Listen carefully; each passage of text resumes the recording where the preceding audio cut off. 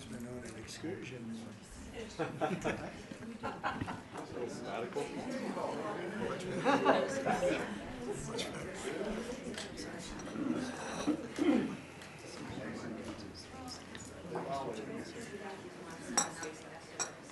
Okay. Hi, how are you?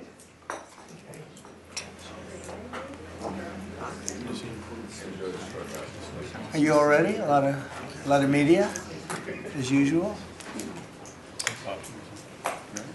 So thank you to the incredible members of my cabinet. They're doing a phenomenal job. Everybody pretty much agrees to that, including our newest member, Secretary of Homeland Security, Mark Wayne Mullen. Thank you, Mark.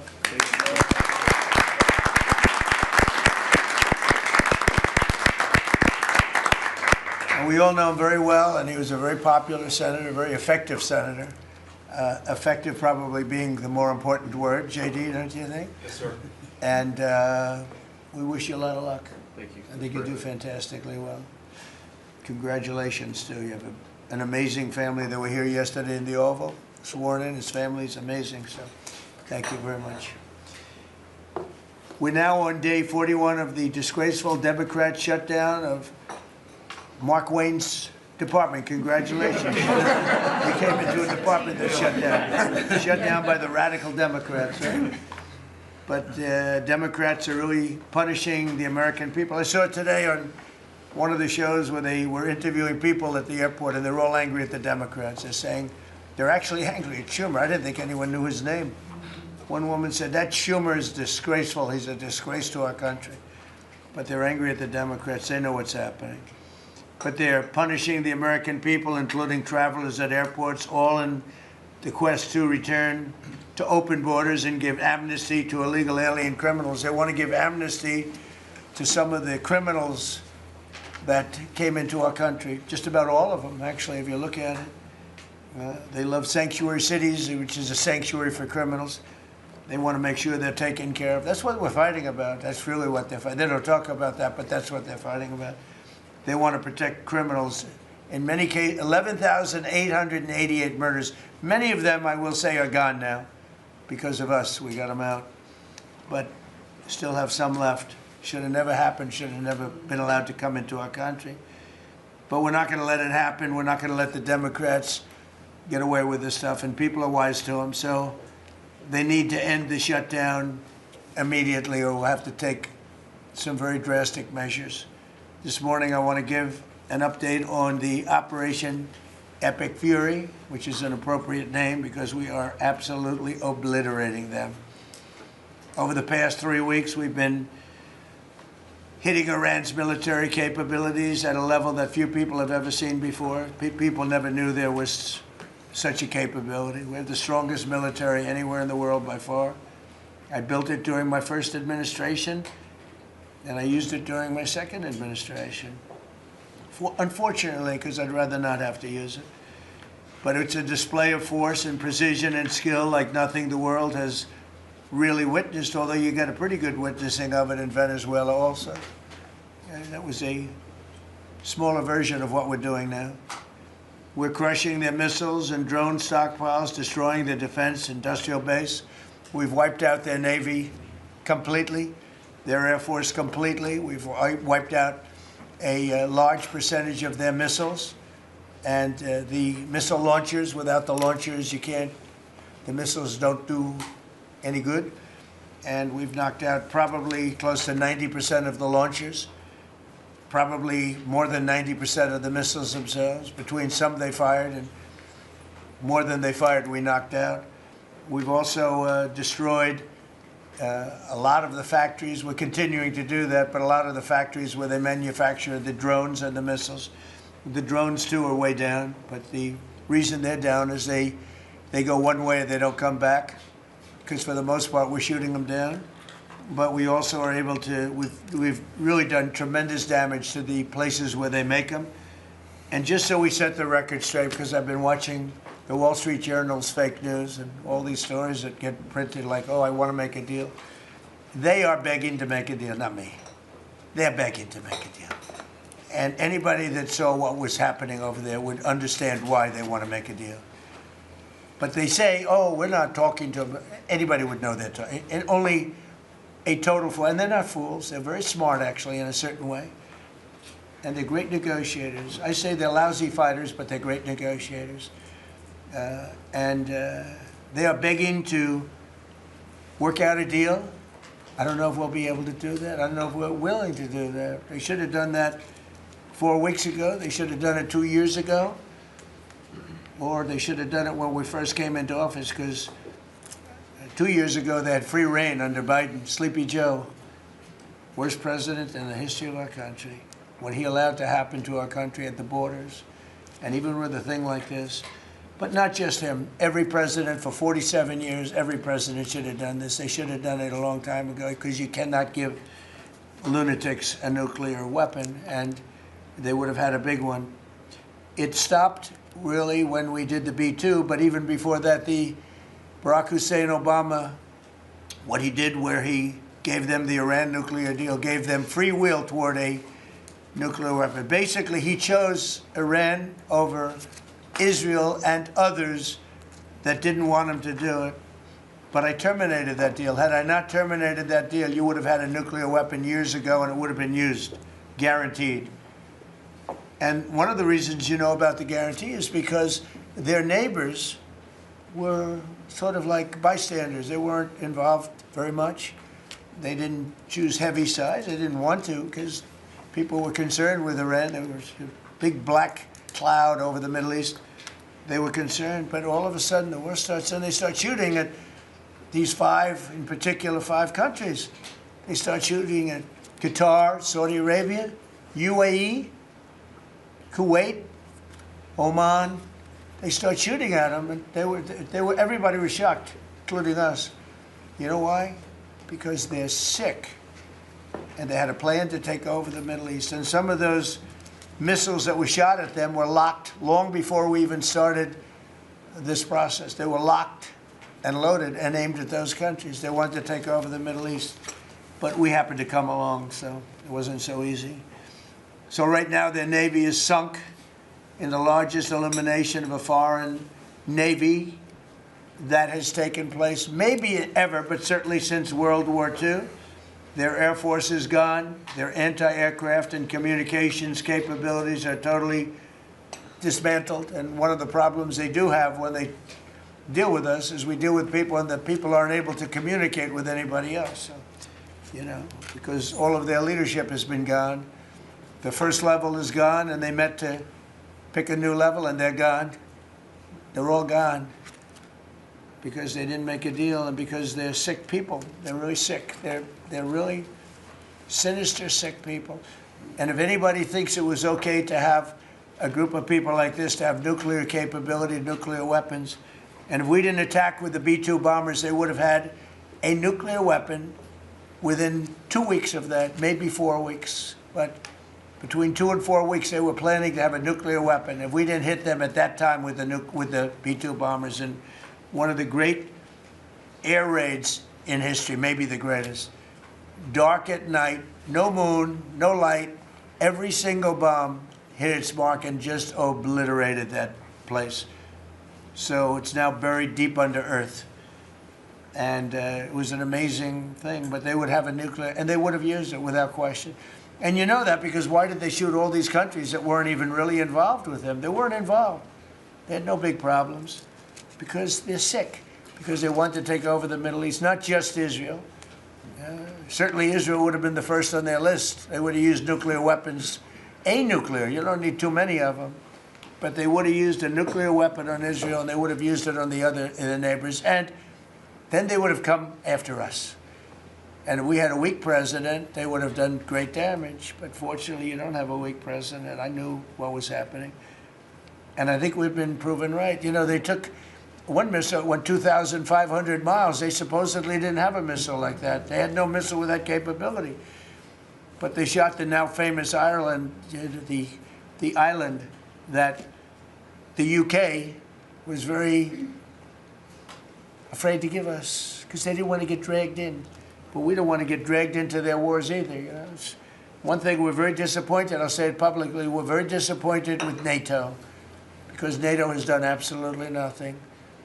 And I've always said, 25 years ago, I mean, I was somebody that wasn't a politician, but I was always involved in politics and I understood politics.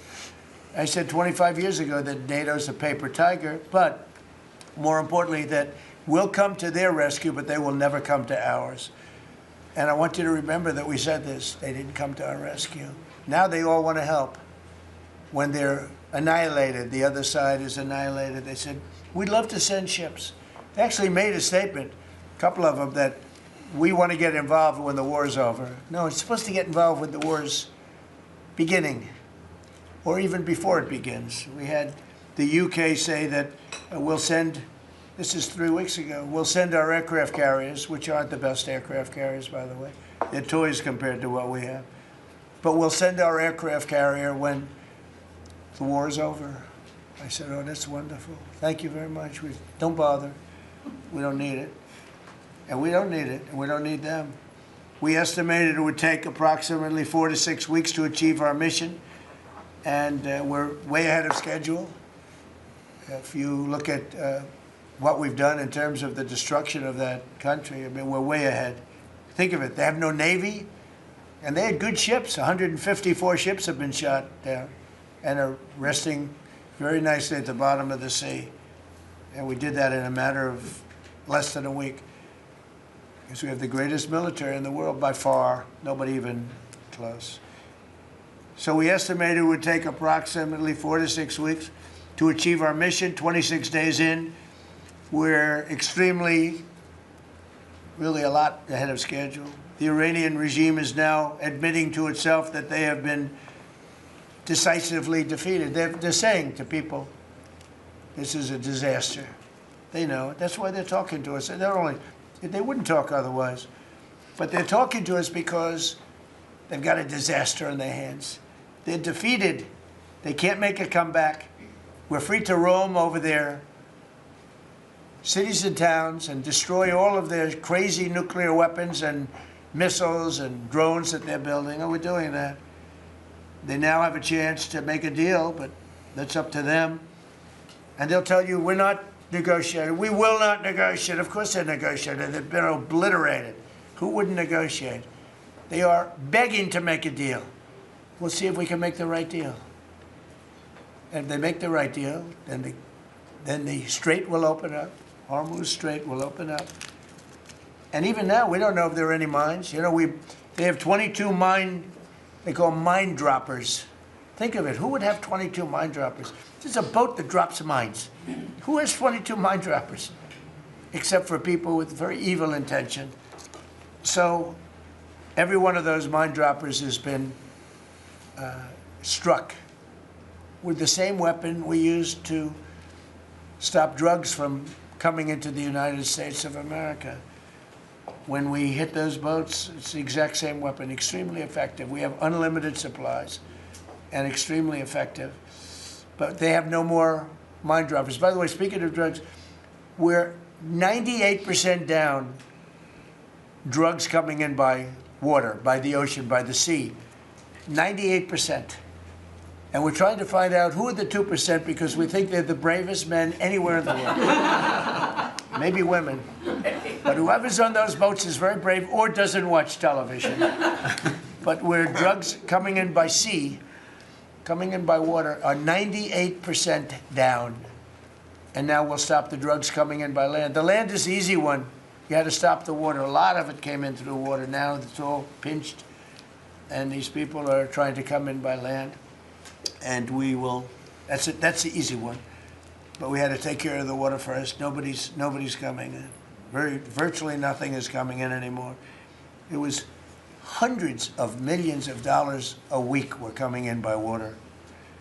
But they now have the chance, that is Iran, to permanently abandon their nuclear ambitions and to chart a new path forward.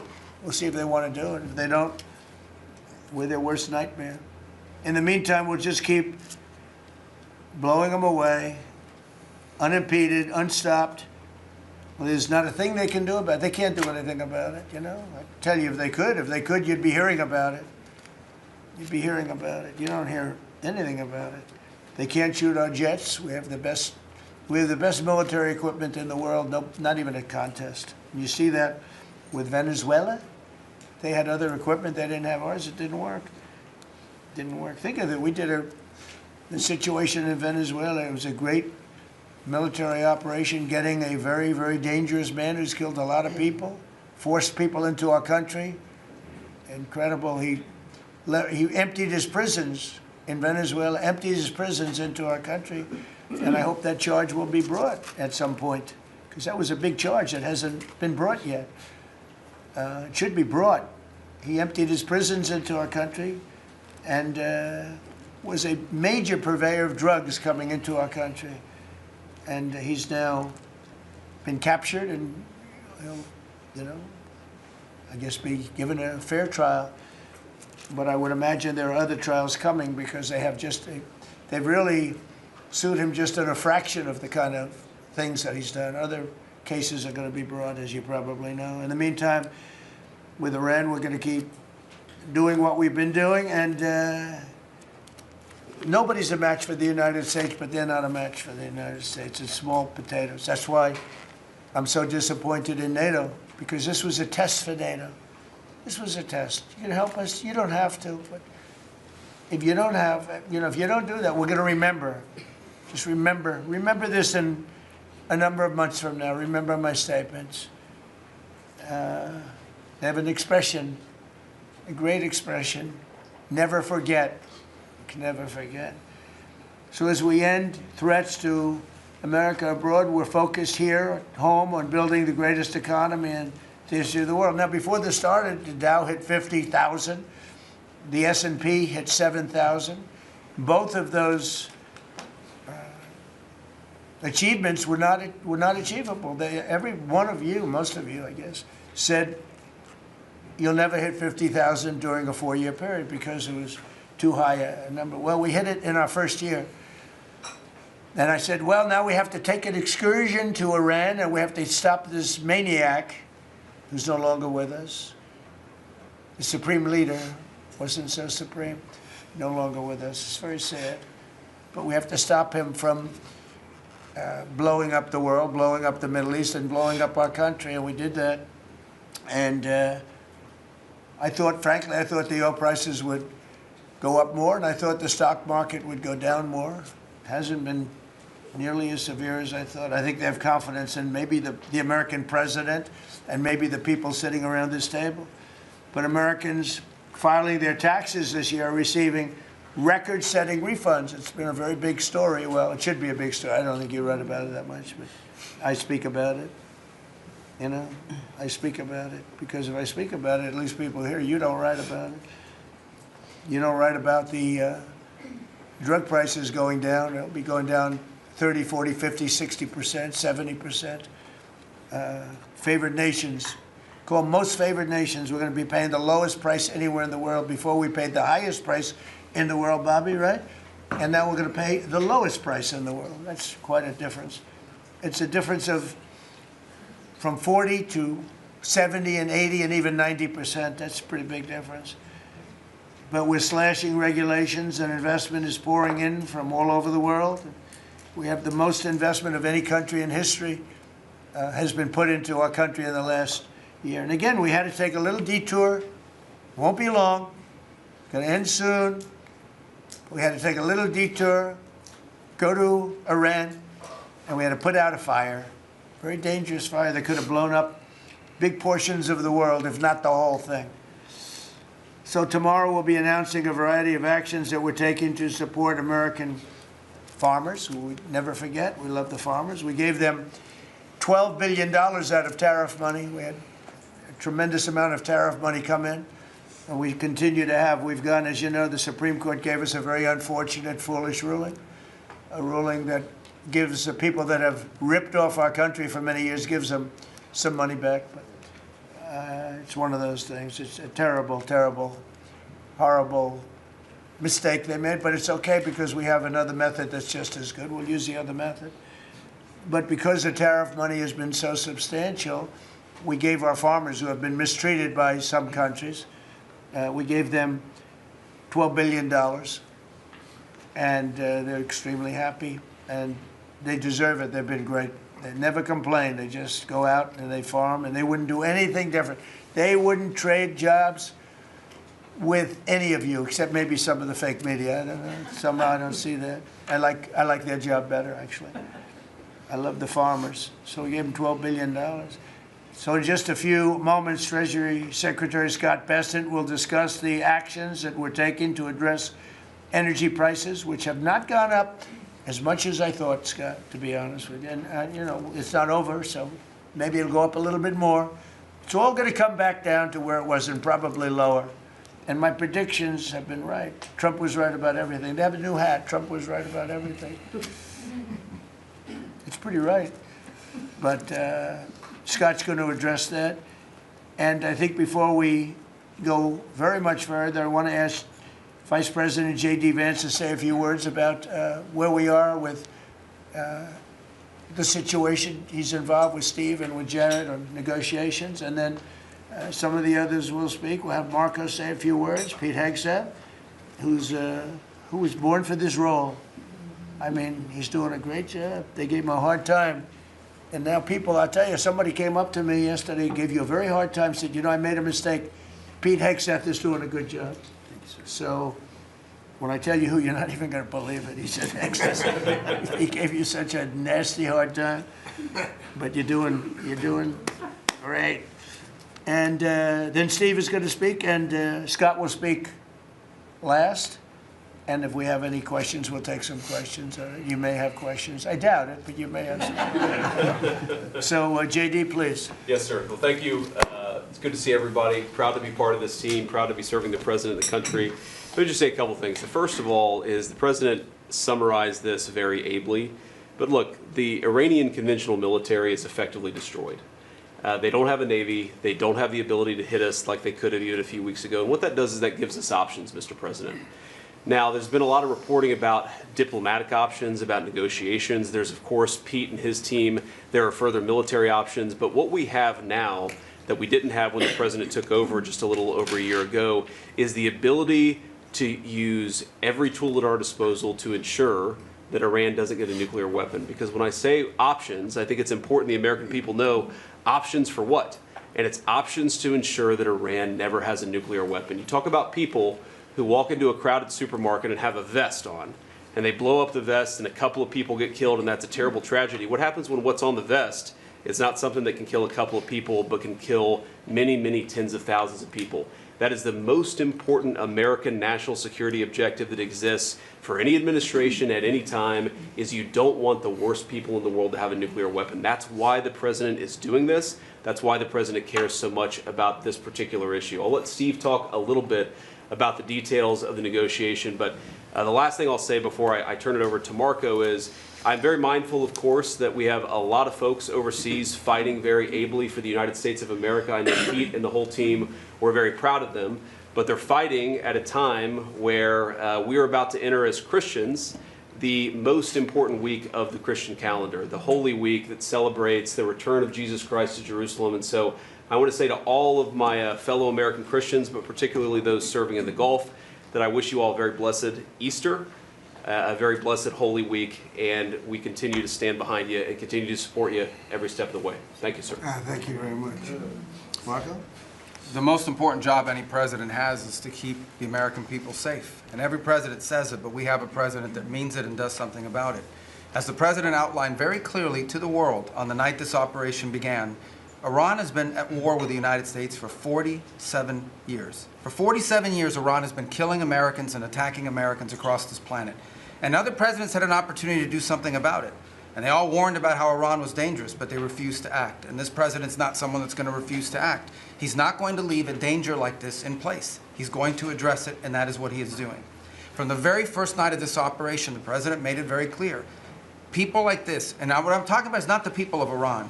The people that run this country are radical Shia clerics. These are religious fanatics. Look what they are doing now. At their weakest point, this is the weakest Iran has ever been, and look at what they're doing. They're attacking embassies. They're attacking hotels. Imagine what these people would do if they had a nuclear weapon. That is an unacceptable risk for the world. By the way, the president's not just doing a favor to the United States and to our people. This is for the world. He defined very clearly on the first night of this operation what the goal was. We were going to destroy Iran's Navy, and that is happening. We were going to, if it hasn't already happened, I'll let Pete speak to the specifics of it. We were going to destroy their missile launching capabilities. We're well on our way to achieving that goal. We were going to destroy the factories so they couldn't make more missiles and more drones, and that is moving forward. Every single objective the President clearly laid out on the first night of this operation is being effectuated. Again, Pete will speak to the specifics of it. This has been an incredibly successful operation. Every day, it may not get covered because, you know, we're unlike them. We're not bombing embassies and hotels. We're hitting military targets. But every day, the Department of War lets the drummer get wicked over every portion of Iran that has these military capabilities, and the results are going to bear fruit for the world. The world is going to be a safer and a better place when President Trump's mission here is achieved. And frankly, I think countries around the world, even those that are out there complaining about this a little bit, should actually be grateful that the United States has a president that's willing to confront a threat like this and not allow it to continue to persist. Because these people will kill as many Americans as they have a chance to do, and if they have a nuclear weapon, as the Vice President pointed out, they could kill millions of Americans in the future, and that is a risk that was not going to continue to exist as long as we had this president. Thank you, Marco. You know, it's very interesting because yesterday I was watching, is it Anthony Blinken? And he was saying that they should have done it. But they didn't do it. Nobody did it. Nobody did it. For 47 years, Marco, that's the number, 47. I guess now it's 48, because we've been saying 47 for a long time. It's probably 48. But for 47, 48 years, every president should have done this. And some are saying now that they made a big mistake in not doing it, but we're taking care of business. Steve Witkoff, please. Mr. President, it is my distinct honor to be a member of your cabinet and to report to you and your team on our negotiations with Iran. Mr. President, you directed Jared and I to pursue a diplomatic resolution with Iran prior to Operation Epic Fury, which we did. However, it became quite clear during these meetings with the Iranian negotiating team that we could not make a deal that fulfilled your objectives of the following: no enrichment whatsoever, no chance of weaponizing whatsoever, decommissioning of Fordow, Natanz, and Esfahan, which you destroyed in Operation Midnight Hammer, no stockpiling of any material, which they flagrantly violated, turning all enriched material over to us, and a cutback in Iran's missile inventory and range capability of those same missiles. Throughout our meetings with the Iranians, we heard the following from them. The Iranians have the inalienable right to enrich. Then we heard they possessed enough 60% enriched material, 460 kilograms, to make 11 atomic bombs. Finally, we heard the following statement. They would not give up diplomatically what we could not win militarily. In other words, they were again miscalculating the success of Midnight Hammer, which was a total success. These are incontrovertible signs, among many other signs, sir, that their regime had not given their negotiating team authority to make a deal required by you. We conferred with you and all the other members of your foreign policy team, Susie Wiles, Pete Hegseth, the chairman, Marco Rubio, JD, Scott Bessent, Chris Wright, John Radcliffe, throughout all of these negotiations, and we were repeatedly rebuffed on everything we asked for. I have no doubt that we exhausted all efforts on behalf of a peaceful resolution, as you directed. Jared and I both agreed that the Iranians were there to buy time until a weaker president arrived.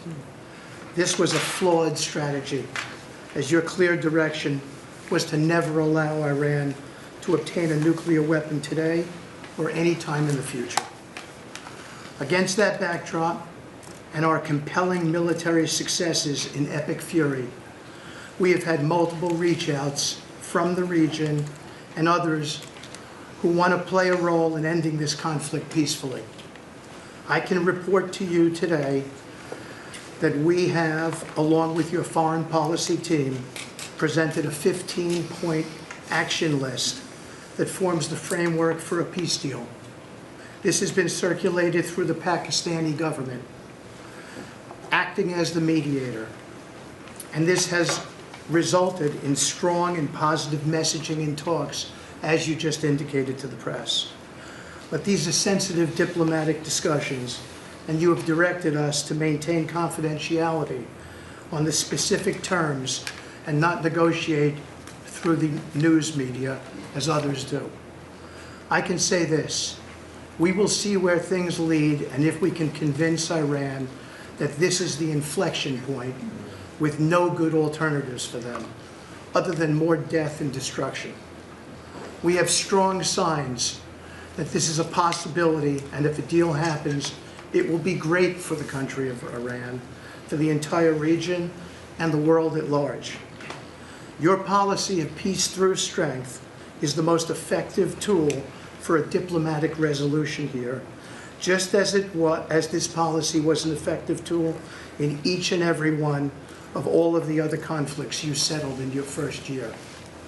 Iran is looking for an off-ramp following your powerful threat on Saturday. Your indications that you are willing to listen to peace proposals have been well received.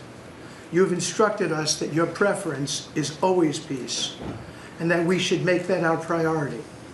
We have delivered that message, sir, along with the 15 points for peace. Finally, we have told Iran one last thing: don't miscalculate again. Good. Thank you very much. Good job. Doing a great job. Everybody around this table is doing a great job. Pete Hegseth, please. Mr. President. I'll start kind of where you left off, Mr. President. Thank you for doing the work of the free world and having the courage to step up and stop the Iranian terror regime from holding the world hostage. That's really what it is. And 27 days ago, Iran had a modern military. Never in recorded history has a nation's military been so quickly and effectively neutralized. Operation Epic Fury is not an endless war. It's a decisive campaign with clear objectives to destroy Iran's offensive military capabilities and ensure they never obtain a nuclear weapon. This is stuff for the history books. This is stuff for legacy. Mr. President, you are acting now to ensure future generations do not have to live under the threat of a nuclear-armed Iran. However, you wouldn't know it if you listened to the dishonest hate Trump media, as you referenced. The folks here in the room, these cameras, they have a choice. You're either informing the American people of the truth or you're not. Because I hear it from my people every day. Behind every headline you write, there's a helicopter crew in the air. And behind every news banner you write, there's a battalion on the move. And behind every fake news story, there's an F-35 pilot executing a dangerous mission. My message to the media is get it right. This actually isn't something new to me. I may be a young guy, Mr. President, but I'm not a rookie in this realm. In 2007, I helped lead the surge, the public fight for the Iraq surge. Stood and watched people stand in the Senate and declare the war is lost before it even started. Who was that? It was Harry Reid. That was the Democrats and the media working hand in glove. Back then, it was 3 years into a war. Now we're 3 weeks into an operation. But see, unlike Iraq, this isn't a tie. This is not parity. This is not chaos.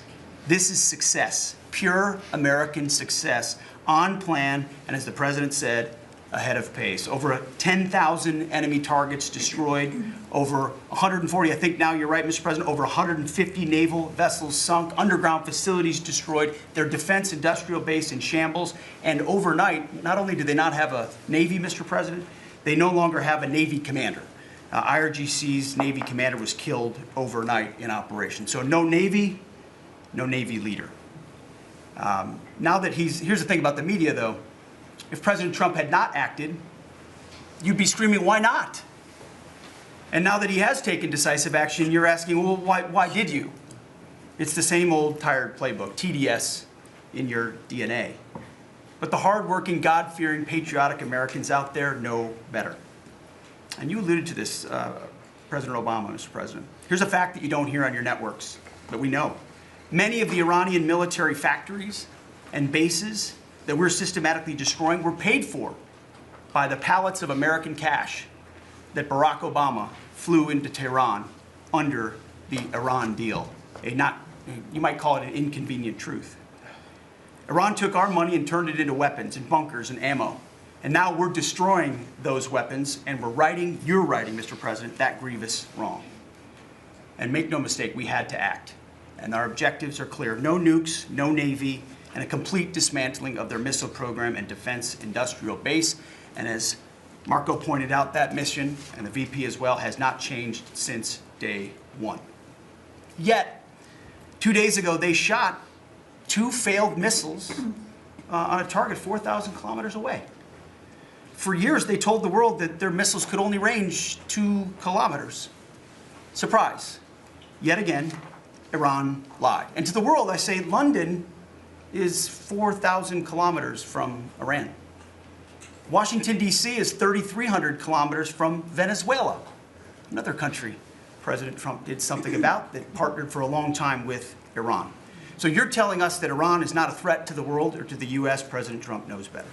And here's what success actually looks like right now. You mentioned it, Mr. President. A-10 Warthogs, if you know them, you love them, and Apache helicopter gunships are flying strike missions inside Iranian airspace and throughout the Strait of Hormuz at will.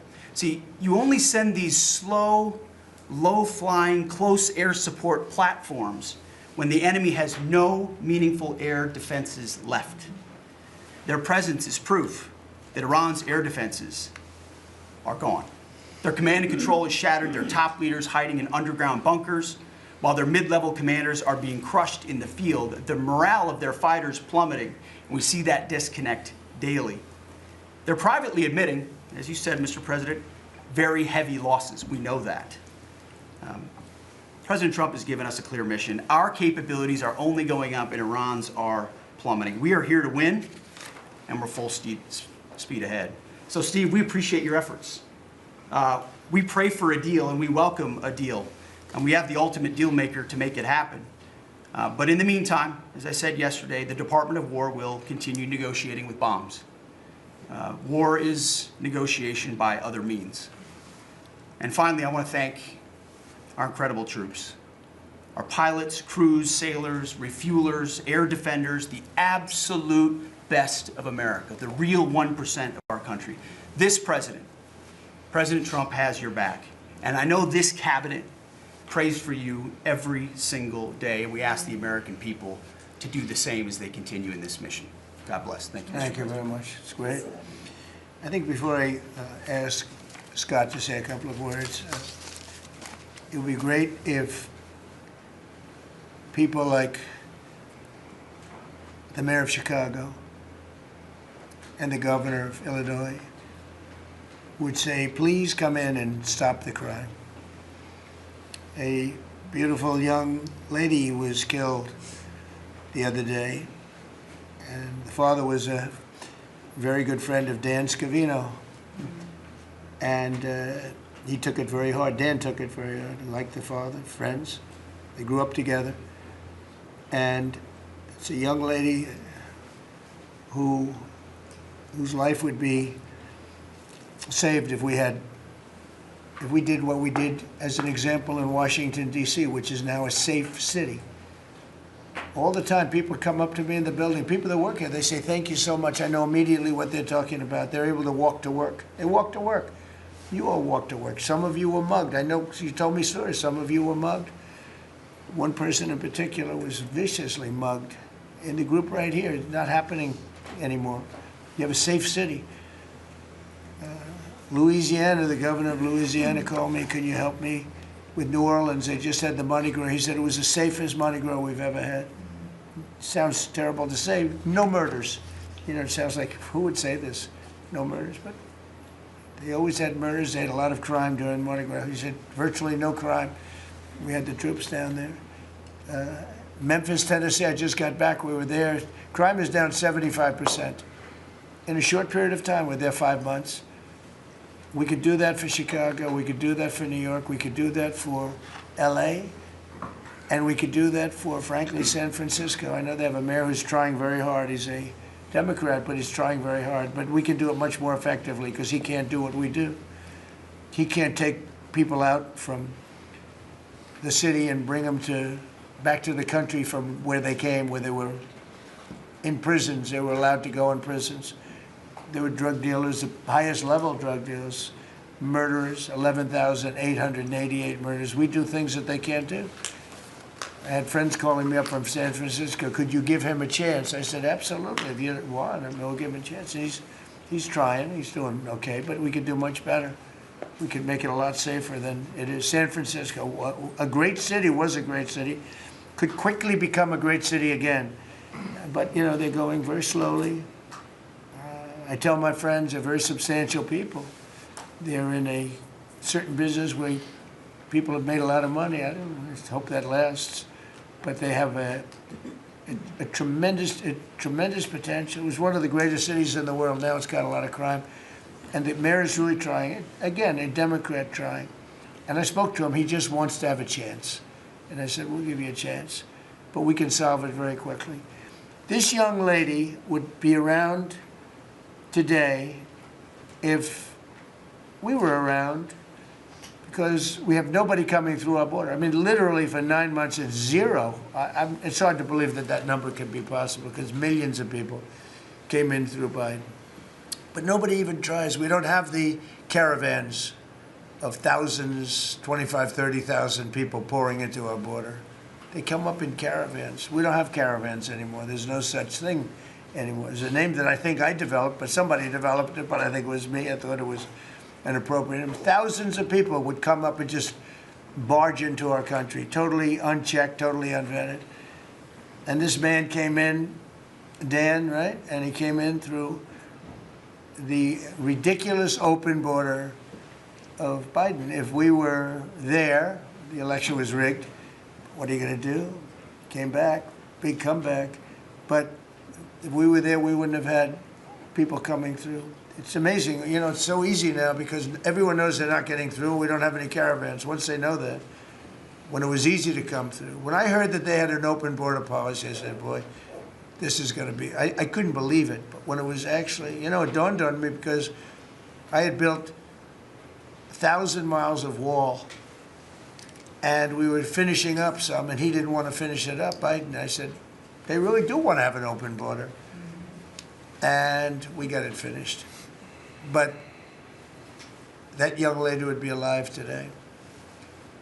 And she'd be alive for another reason, because we would have the National Guard in Chicago and in New York and in other places. And they love doing it. It's like training, to be honest. It's actually training. I never want to take them out of D.C. I mean, maybe somebody later on will do it, but I never want to take. The people, they say, we feel so good, we feel so safe. We see these beautiful, strong people, and they're so nice. They help. They open the doors for people. They carry bags. They pick up paper when they see paper on the ground.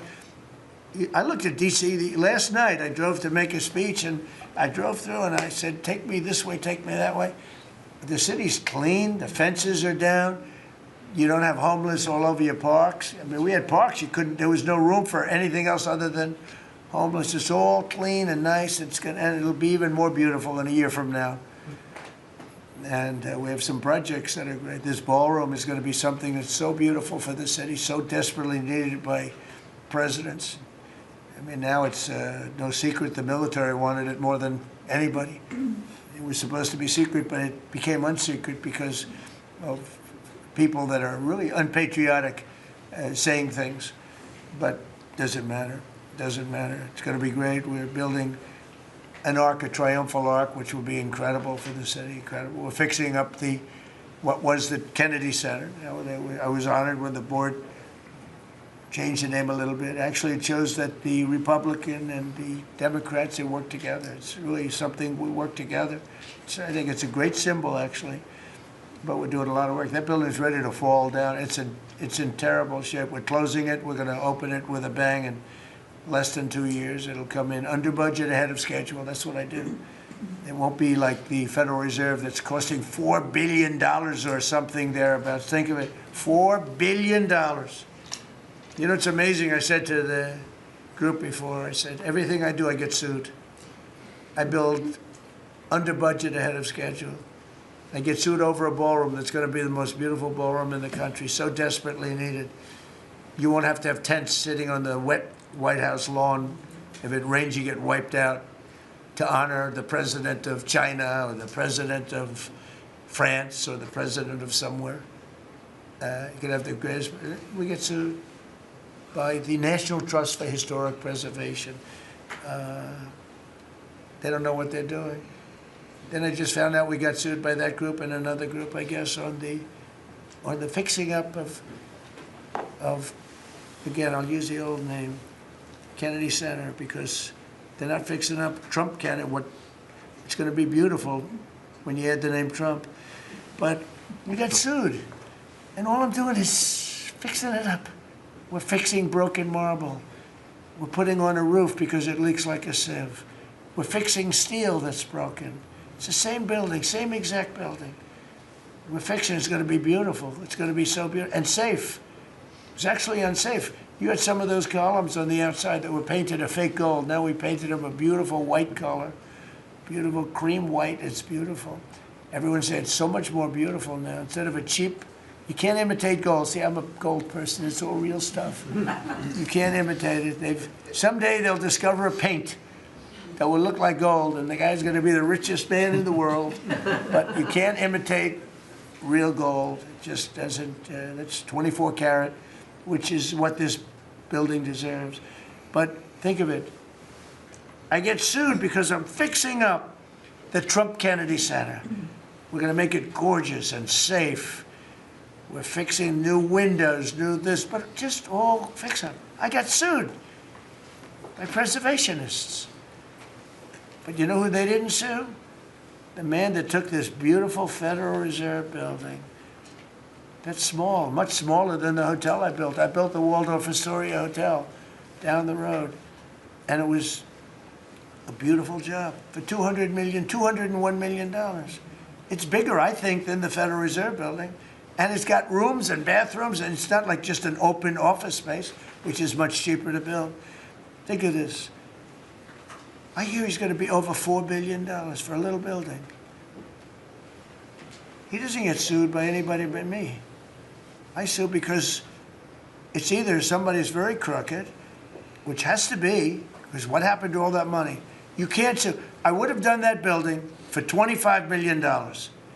It's going to cost maybe $4 billion, and we have a great new person coming in to take over the Fed.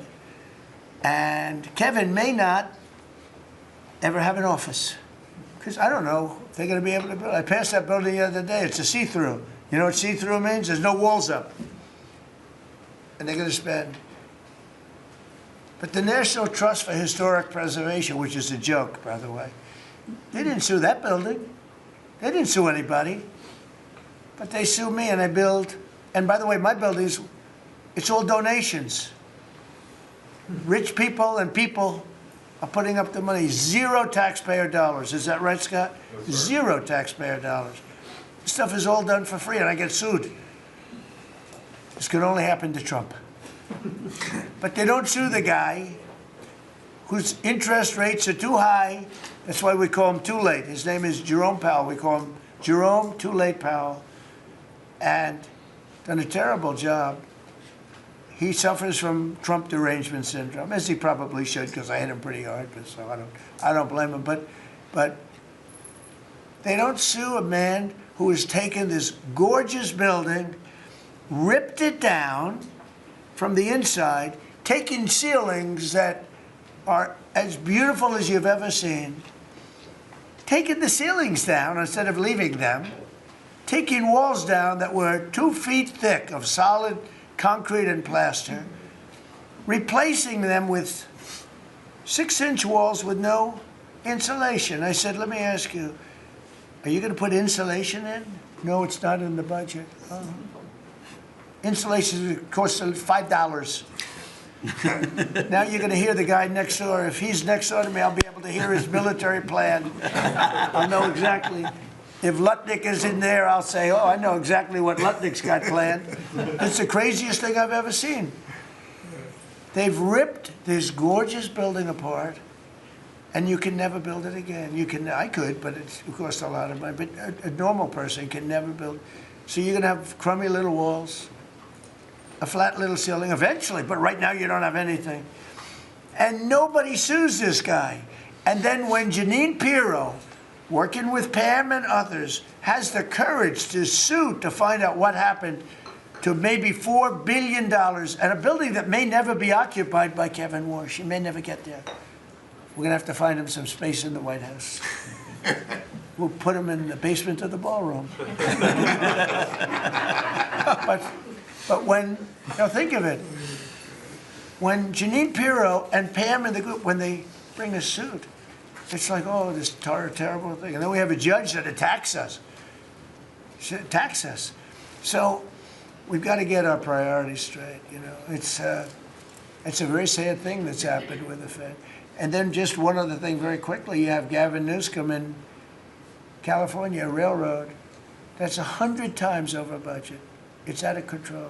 It was supposed to go from the middle of San Francisco to the middle of LA. Well, now it stops way short of both. It now goes into areas that nobody ever heard of. It's billions and billions of dollars over budget, years and years, maybe decades late. And that's why we have a country that has a lot of problems, you know. We have incompetent people. It's all people.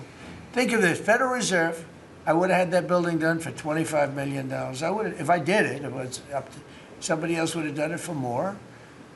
So maybe 50. But you could have done that building, if it was properly done and planned, you would have done that building for, I would have done it, for $25 million, and it would be better. It would be better. See this pen right here? This pen is an interesting example. It's the same thing. So this pen is very inexpensive, but it writes well. I like it. But I can't have the pen the way it was. You know what it is. I don't want to give too much publicity, but they do treat me well, Sharpie. So I came here, they have $1,000 pens. And you know, you hand pens out, you're signing and you hand them out, you're handing them to all these people. Sometimes you have 30, 40 people. And they were $1,000 a piece. Beautiful pen, ballpoint. 1,000, it was gold, silver, gorgeous. But I'm handing out to kids that don't even know what they're doing. What is this, Mommy? It's kids. They're getting a pen for $1,000. They have no idea what it is. And I feel guilty because I'm like, you know, I'm by nature, I don't, you know, it's the government. I love the government like I love myself economically. I want to save money. So I'm saying, this is crazy. And it had another problem. They didn't write well. So I take it out and I saw it and there's no ink. And I got all you people looking and you're saying, there must be something wrong with Trump. And I'm signing and there's no ink in the pen and it costs $1,000. This one I called the guy. I said, I'd like to use your pen, but I can't have a gray thing with a big S on it, saying Sharpie, as I'm signing a $1 trillion airplane contract to buy brand new fighter jets, brand new B-2 bombers, of which we just ordered plenty. I can't do that with the press. Use your pen, but I like the pen the best, but I'll sign it. I could do like Biden did, you know, give it to somebody else to sign or an auto pen, or maybe sign it separately in another room, but I can't use your pen. He said, well, I can make it nicer. I said, what can you do? He said, I'll paint it black. I said, that's nice. And I can even paint the White House on it, sir, if you like, in gold. Almost real gold, not bad. And I can even do your signature, sir. And by the way, this was not staged. I just saw the pen sit there, and I thought of this as an example of how $25 million spent by me at the Federal Reserve Building would be a better job than $4 billion that they're spending. And you know, one of the things that Kevin Warsh told me, he said they ripped down the nicest building. I don't know what building they're talking about. They ripped down a building, Scott, right? Kevin Warsh said it's the most beautiful building in Washington. He said the most beautiful space. They ripped it down. Why did they do that? I don't know. Do you know what he's talking about? Is it true? Yes, sir. They ripped it down. We have a moron at the Fed. Who wouldn't be lowering interest rates right now? But I want to thank Janine Pirro and Pam and her group for having the courage to bring this suit. And I believe that the contractor on that job is probably one of the richest men in the country right now. I believe that it's not possible to spend that kind of money. 3 billion, 4 billion, nobody knows, nobody has any idea what it is. But it's over 3 billion, and it's probably going to be over 4 billion by the time they finish. And it may never get finished. Unless I take it over, I'll get it finished. But it can never be what it was. It's never going to have those beautiful ceilings. It's never going to have those incredible walls. The walls were 1.5 feet thick of solid masonry. They ripped them down for no reason. And I just give you the story. And just to finish on this one, so I told that story to somebody and said, yeah, but it's not the same thing. I said, you're right. This one is better. It writes. So the guy said to me, you don't have to pay me, sir. I'll give them to you for nothing. I said, no, I don't want that. Let me pay you. I want to pay you. No, sir, you don't have to. You're the President of the United States. He was shocked. The head of Sharpie gets a call. I don't even know who the hell he is. He said, is this really the President? He said, no, you don't have to pay me, sir. This is such an honor. I said, nope, I want to pay you. He said, what would you like to pay? I said, how about $5 a pen? He said, that's all right, whatever the hell we agreed to. Peanuts. As opposed to 1,000. And these were $1,000 pens. And we were giving them out. Sometimes, you know, you were there for signings. I'd have 30, 40 people standing behind me. I'd give out 40 pens to people. Then somebody would say, could I have a couple extra? This way, I'd go like this. Here, you want 5? Here, take 5. But the bottom line is, they're better pens. It's a business story. So for $5, could be 0, but for $5, I get a much better pen than for $1,000. And I can hand them out. And actually, they become hot as a pistol. So what can I tell you? With that, could I give it to, please, a man who's done a great job at Treasury, Scott? Good luck, Scott. Well, sir, as always, you're a tough act to follow, but that is very illustrative. Your economic leadership has made our military mission possible. Mr. President, national security, as you always say, is economic security. Your leadership has shown the American people that there is no prosperity without security. That our mighty military on one side, but the U.S. economic strength is fighting off this evil regime. The Iranians believe they are fighting a two-front war. It is the military war that our great warriors are prosecuting, but on the other side, they are trying to take control of the global economy through a choke point that we believe does not exist and that we will overcome. Your historic operation at Epic Fury seized a generational opportunity to demolish a regime that has coordinated over 4 decades of global terror and claimed thousands of American lives. Many people, especially the Democrats, underestimate the will of the American people for short-term volatility for 50 years of safety that we are going to have on the other side of this. And I believe energy prices will be lower, inflation will be lower before we had the appearance of security, which is not real security. Now, the American people and the world will have absolute security. Through your maximum pressure campaign, Treasury has worked to uncover all financial lifelines through the regime and cut them off. You gave that order last March. This was not something that happened overnight. This is something that has been contemplated for almost a year. The Iranian financial system collapsed in December. We have systematically weakened Iran's ability to fund operations and procure weapons, and that required months of preparations. Threats to American national security have no place in the global economic system. The oil market is well supplied. We have taken actions to ensure oil supplies stranded at sea are made available to the global market. Your bold actions like the Development Finance Corporation's Maritime Reinsurance Program in conjunction with Central Command will soon provide shippers through the Gulf region with a level of security we had never seen before. Mr. President, We are starting to see more and more movement in and out of the Gulf today, and this is more than yesterday, and this is the beginning. I am confident that shipping traffic will continue to increase on a daily basis, even before we secure the straits. Turning to the home front, the U.S. economy remains strong.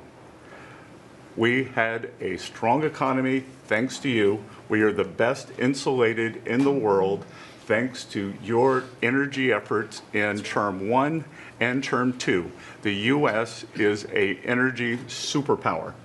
American workers' purchasing power is finally being restored. The latest figures indicate robust real compensation increases.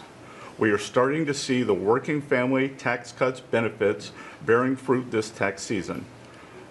44% of tax returns have claimed at least one of your signature policies: no tax on tips, no tax on overtime, no tax on Social Security, deductibility of auto loans. The average tax refund is up more than 10% for working Americans. The economy you vitalized through your pro-growth policies is well positioned to withstand these temporary disruptions. The United States dollar has reasserted itself as a safe haven asset. The U.S. dollar has appreciated since the hostilities began because everyone knows, thanks to your efforts, the U.S. economy is the best position in the world and capital is flowing in. Efforts to reprioritize economic security are ensuring the United States remains secure, resilient, and prepared for the challenges ahead. As we approach the 250th anniversary, America will never be safer and more secure militarily and economically. Thank you. I just want to ask you a question. Is this guy central casting? I'm looking at him. I'm in Treasury. He might not be so good for war. I don't know. Pretty good. No, I'm looking pretty good too. I'm looking at this guy. He's central casting. Even the glasses are perfect. Where do you get those glasses? I think I'm going to get glasses. That's beautiful. Great job. That's really good. No, he's done a great job, and you all have. Proud of you all. Do you have any questions? Yes, Mr. President, are you going to go in for the uranium? Like, how do you secure Iran and... Let's assume I was or I wasn't. Why would I ever answer a question? Can you accomplish your What goals kind of a without it? question? Am I going to go in for the... Oh, yeah, I'm going in. We're going in tomorrow at 3 o'clock. How could you possibly ask a question like that and expect an answer? I don't know. But I don't know. I think you're a friendly person, too. It's just such a ridiculous question. Mr. President, yes, Mr. President. Please. Thank you, Mr. President. There's been a report that potentially the U.S. is looking at diverting some munitions, air defenses that were meant for Ukraine to the Middle East. Is there any accuracy to that? Is that something you're considering? Well, I'd have to ask me, but we do that all the time. You know, we have tremendous amounts of ammunition. We have them in other countries, like in Germany and all over Europe. We have, you know, we're packed. And sometimes we take from one and we use for another. We help Ukraine. Biden started, and he gave $350 billion away, too much, way too much. And we sell it now to NATO. We sell it to NATO, and they probably give it to Ukraine, mostly, I think. They give it to Ukraine, but we get paid for everything that we give. We don't give anything anymore. That's a tough situation, that whole Ukraine situation, very, very tough. We're working very hard on getting that one solved. It doesn't have any impact on us, virtually nothing. In fact, if anything, I mean, we sell a lot of equipment for that unfortunate war. 25,000 people died last month, 25,000, so mostly soldiers. Some in the towns, but for the most part, soldiers. They're dying. Nobody's seen anything like it since World War II. It's a terrible situation, and hopefully that's going to get settled. You know, I settled 8 wars. And many of them, I think, were more difficult than this one. In theory, they were more difficult, but there's tremendous hatred between President Putin and President Zelensky. Tremendous hatred. I've seen it before, but I've never seen it maybe to this extent. And I think that's calming down a little bit, and I think we have a chance of getting it done.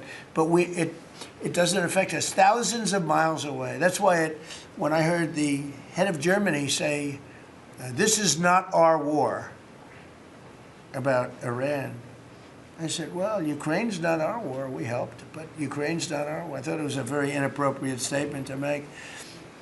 But he made it. You can't erase it. But he felt that way. I said, well, you know, Ukraine's not our war. And it's not, but I would like to see all those young people stop being killed. I mean, they're being killed. It's like a slaughterhouse. What's happening there is horrible. 25,000 on average. 2 months ago, it was 31,000 people died in 1 month, Marco, right? I said, it's getting crazy. It's getting worse. Think of it, 31,000 soldiers, both Russian and Ukraine, died 2 months ago, 25,000 last month. And if I can solve that, it would be a great honor to do it. I wish it could have gone faster. I solved other ones in 1 day that have been going for 32 years. We stopped one that was starting, it was already started, India and Pakistan, and the Prime Minister of Pakistan, a very fine gentleman, said President Trump solved something that was going to cost 10 million lives. That was going to cost a lot of lives, 2 nuclear nations. And those were complicated, but we got them done quickly. This one is, it's a shame. And the only reason I'm doing it, frankly, is because I want to stop death. I want to stop the death from happening. I think I'm going to go with a man that I've missed, Brian. I haven't seen you in a long time. I miss you. He's been in a very strange location. I don't know. He's had a strange thing happen. But anyway, go ahead, Brian. Well, good to see you too. Actually, good to see the entire cabinet here. Linda, good to see you too. You talked about gas prices coming down. Yeah. Obviously, they will. But would you ever consider suspending the federal gas tax in order to kind of temporarily alleviate some? Well, some people should do that. As an example, in California, every time prices go down, his prices go up because the gas tax is bigger than the tax itself, bigger than the product itself. It hasn't. I mean, we've thought about it, I guess, but honestly, when I did this, I knew it was going to be a little bit. We had the greatest economy ever. We had the greatest stock market in history. I said, we're going to take a little bit of a hit, a short-term hit. It's going to end up going much higher than it was, in my opinion. I said we're going to have a great stock market. Nobody thought we could get to 50,000 or 7,000 in the respective indices.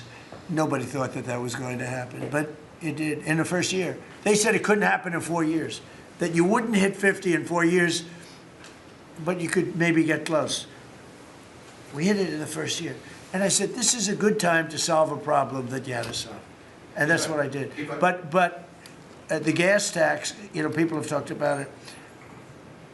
It's something we have in our pocket if we think it's necessary. And if I can follow real quickly, you just recently took off, Secretary Duffy, 17,000 truckers off the road that quite frankly, could not speak English, which is a safety issue. Yeah.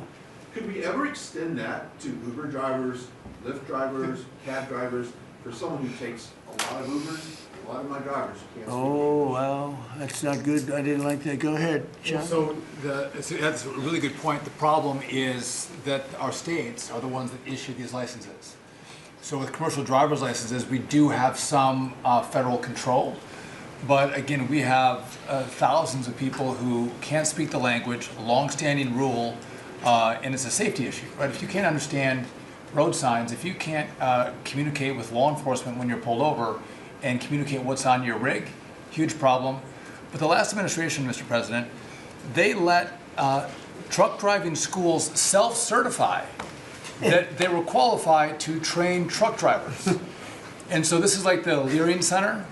So you pay $800 and you get a certificate that you passed a CDL driving school, and again, they have no skills. They don't have the knowledge, and they don't have the skills. They haven't gone through any of the testing. And then they get licenses, and they're killing Americans on our roads. So it's remarkable, the rot that the last administration allowed to take place. We are ending that, and I need partnership with our states. Even California started to come on board. Even Gavin has started to play ball with us, which is surprising. Shocking. Not all the way, a little bit of ball.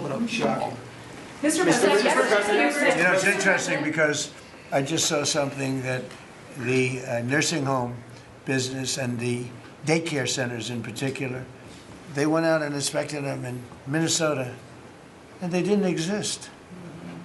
They're knocking on, there happens to be a young man, Nick, nice young man. He's done a very good job. They're knocking on doors. It's like homes. And they're getting hundreds of thousands of that. They didn't exist. And in California, it's worse. It's even worse. And I spoke with Russell Vogt. I said, Russell, don't send them any money. He said, but we have a court order that we have to. Can you believe it? A judge. The judges are really hurting this country. Our judges, Justice Roberts doesn't like when I say it, but the judges are really hurting this country. And frankly, the justices, the Supreme Court, has really hurt our country too. Mr. President, do you have a new deadline, given that there are some talks now? Do you have a new deadline before taking? No, I'll announce it. I mean, right now, you're talking about a deadline for doing some pretty big damage, even bigger than we've done. We'll see. Look, we have very substantial talks going on with respect to Iran, with the right people. You know, I told you about a present, right? Steve, can I reveal the present? You can do anything you want. Thank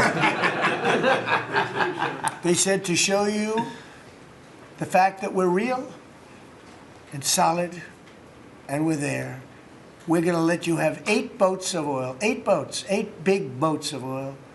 This was 2 days ago. And they'll sail up tomorrow. That was 3 days ago. And I didn't think much about it. And then I watched the news, and they said, a very good anchor, actually, happened to be Fox. But I watched it, and he said, something's unusual happening. There are 8 boats that are going right up the middle of the Hormuz Strait. 8 big tankers are going loaded up with oil right through. And I said, well, I guess they were right, and they were real. And I think they were Pakistani flagged. Yes. And I said, well, I guess we're dealing with the right people. And actually, they then apologized for something they said, and they said, we're going to send 2 more boats. And it ended up being 10 boats. All right. I hope I haven't screwed up your negotiations, but I thought it was appropriate to say, because I did taunt you the other day by saying they're going to give us a present. There were 2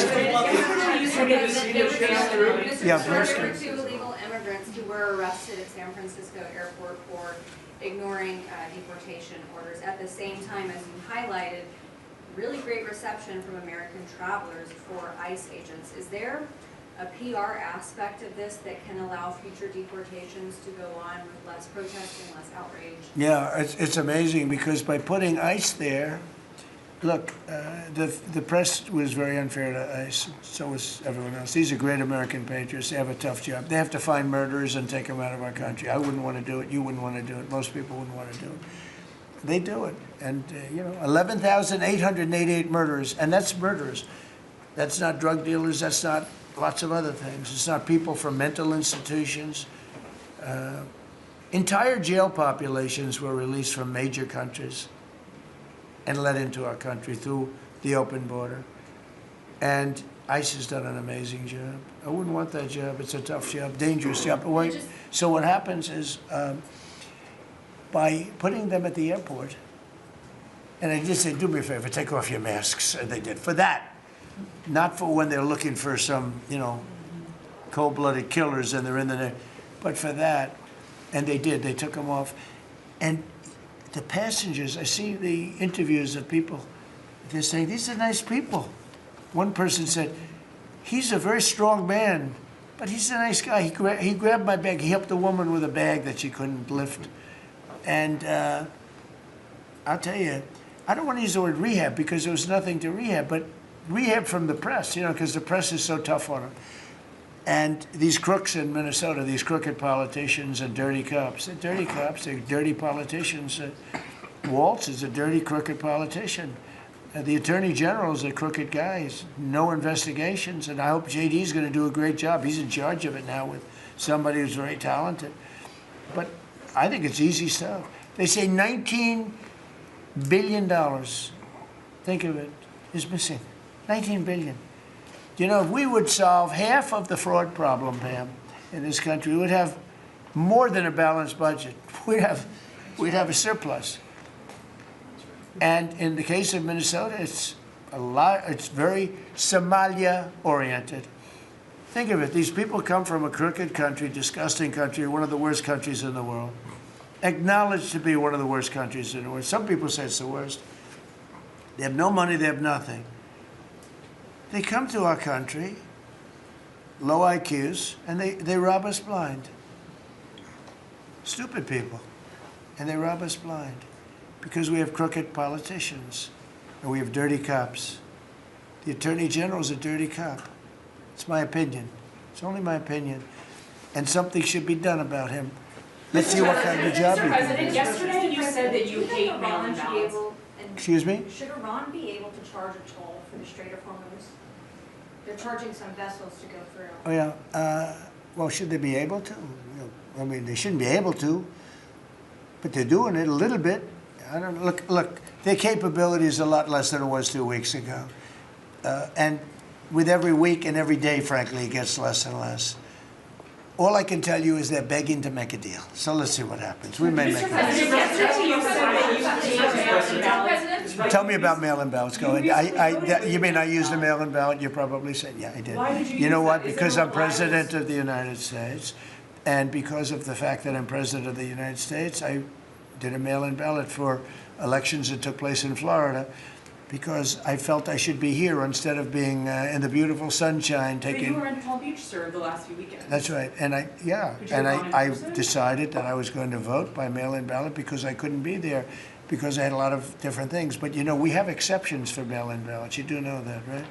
So if you're away, we have an exception. If you're in the military, we have an exception.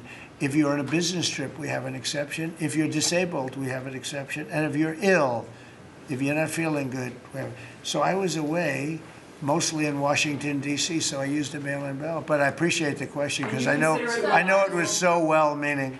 Yeah. Mr. President, I actually just looked up the company that owns Sharpie, and they stock turned positive after you mentioned it.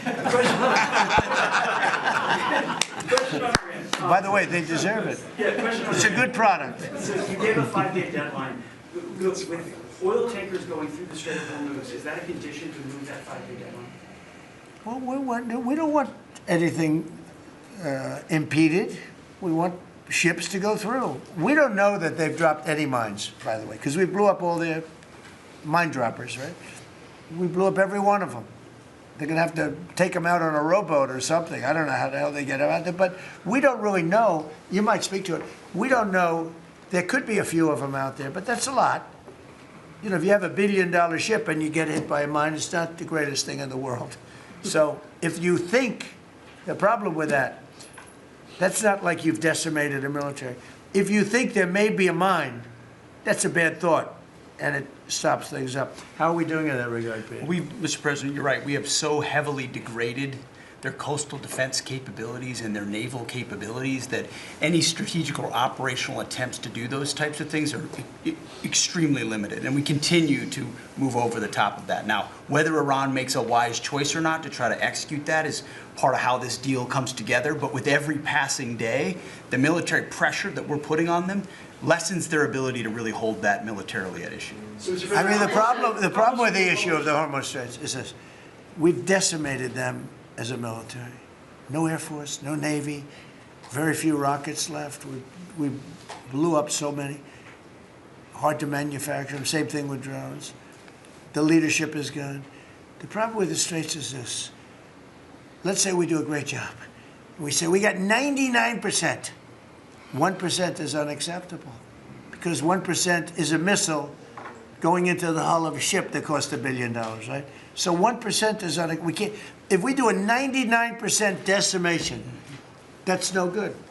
So how much So it's really, you know, a little bit. But I have a feeling it's going to clean up pretty quickly. I could just say this: they want to make, and I probably hurt our little negotiation. It gives them a little impetus to say, well, I wish you didn't say that. But they said yesterday that we weren't negotiating with them, and now they admit that we were negotiating with them. So they want to make a deal. The reason they want to make a deal is they have been just beat to shit. So the Are you president, thinking of taking control of Iran's oil? It's an option. I mean, I wouldn't talk about it, but it's an option. Is that something you thought about? Well, in Venezuela, we've done very well working with Venezuela, certainly. And we've taken in billions and billions of dollars. And by the way, Venezuela is doing better right now than they've ever done in the history of their country. And it's sort of like a joint venture. But the United States has made a lot of money, Marco, right? With it. Do you want to talk about that for a second? About Venezuela? Yeah. Yeah, I mean, I think Venezuela in the first 2 months of this year generated more revenue from oil sales than they had most of all of last year. But the money's not being stolen anymore. And it's being held in a U.S. Treasury blocked account. And to the extent it's flowing to the Venezuelan government, it's going to help people, like fund hospitals, pay teachers. It's not And we being get a stolen. lot of it.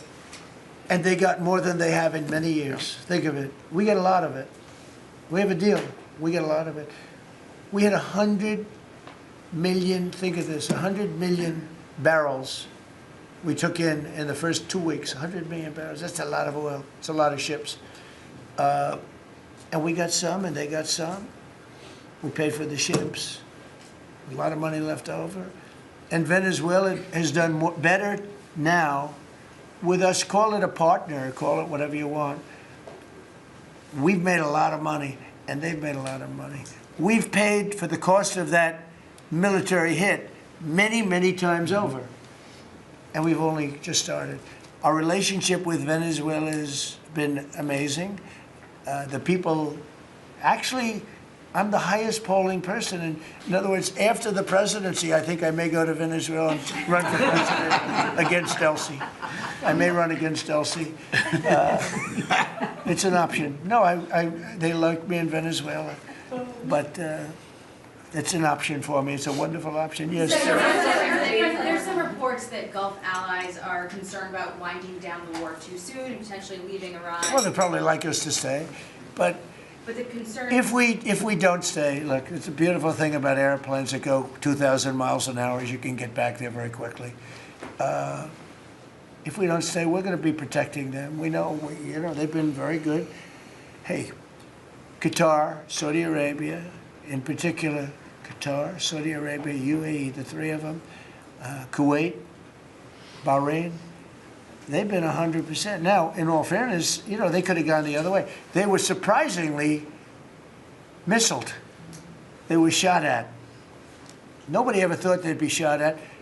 UAE had 1,400 missiles aimed at them. Fortunately, they had the greatest anti-missile weapon in history called the Patriot.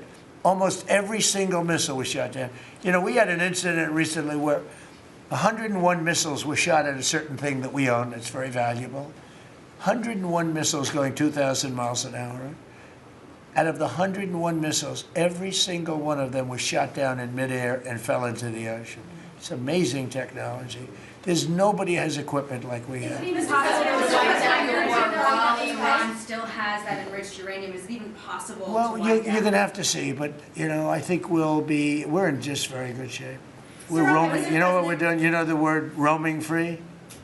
We're over their skies with the most beautiful planes you've ever seen. Roaming free, there's not a damn thing they can do about it. And it would be nice if, like the fake news New York Times, which writes so fake, and the Wall Street Journal is terrible, terrible. I mean, I read a story today that I'm desperate to make a deal.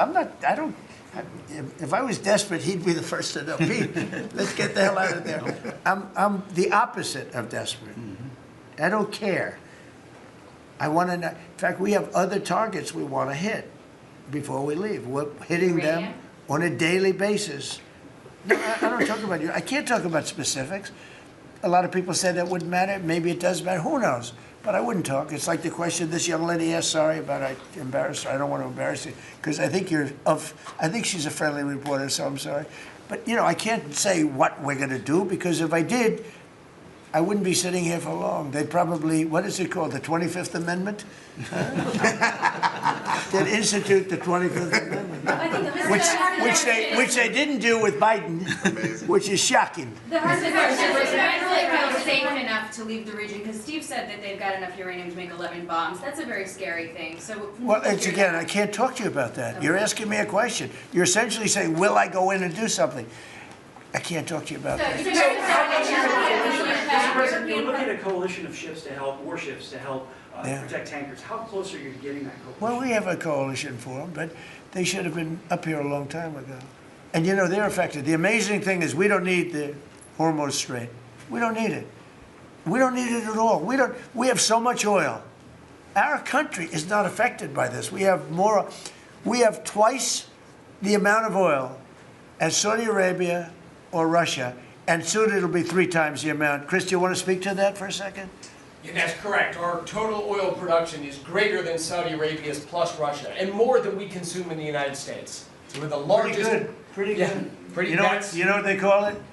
Drill, baby, drill. Mr. President, Anything else you want to say? Well, and same thing for natural gas.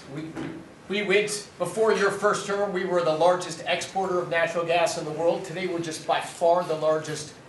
I mean, we're the largest importer, now we're by far the largest exporter, and it's growing rapidly this year. New facilities are coming online, new production's ramping up. We're doing an amazing job. We're getting a lot of help from that man right over there. He's getting approvals done quickly and very environmental. He's an environmentalist, actually. He does a great job, but he gives you a fast approval or rejection. Do you have anything to say? Well, back on Venezuela, where Chris and I both had a chance to be there, I literally think they're going to put up a statue to President Trump. And I'm not being, it's not a political statement, it's an actual thing. So. That would be a great honor. No, because it's like they view President Trump like Simon Bowler. He's the liberator of a country, and this is a country where they love American baseball. You look on the street, they're wearing NBA jerseys, and Delcy and her team working with us, getting back. Chris and I both experienced, it was the first time in Venezuelan history that they had the free press allowed to come on to essentially where the White House, the Palacio Miraflores, and it was an emotional thing for people that had been for 20 years had never had a chance to be there. So whether it's and then production, it's showing up in production. The American companies that are coming back, most of those American companies have many American Venezuelan team members. One company in Houston's got 600 Venezuelan Americans that know more about reviving that industry. So their GDP is a 1/4 of what it was before. They want to get back. They remember what it was. Their production on oil production is climbing towards 50% increase just in the 3 months we've been here. That flows to American refineries on the Gulf Coast, lowering the price of gas in America. So it's a Forget that. When are they going to do the statue? The hell with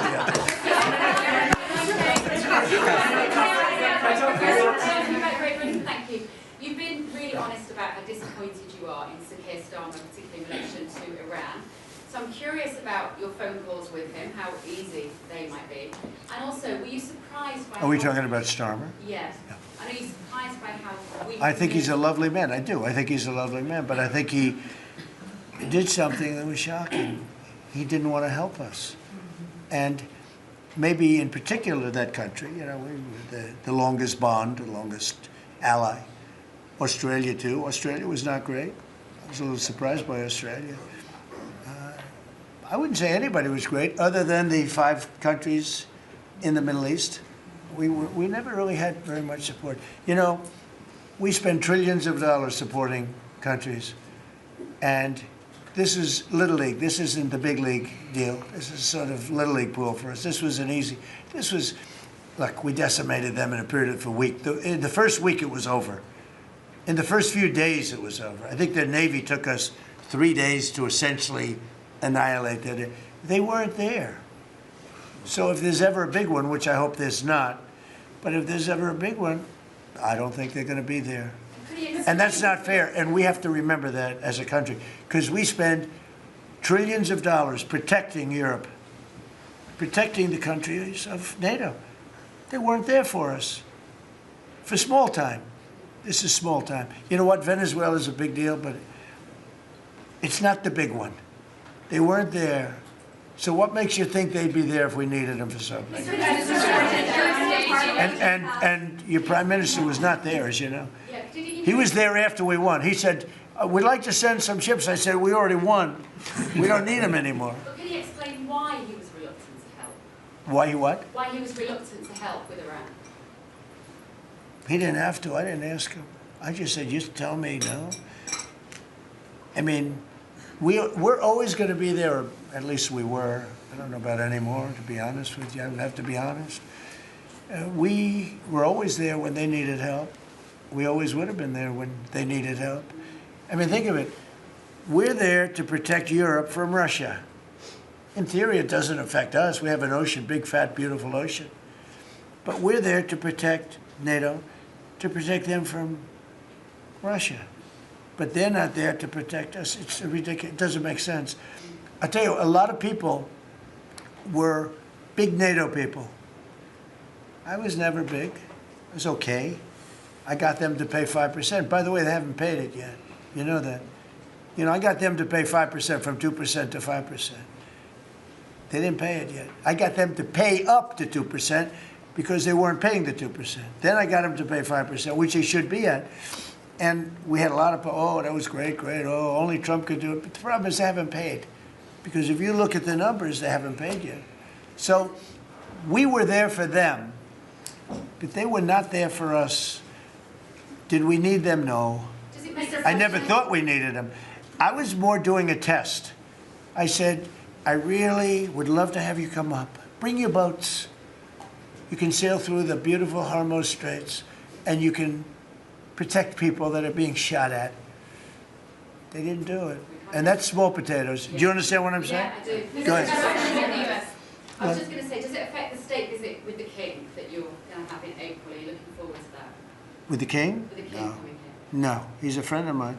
He's a great gentleman.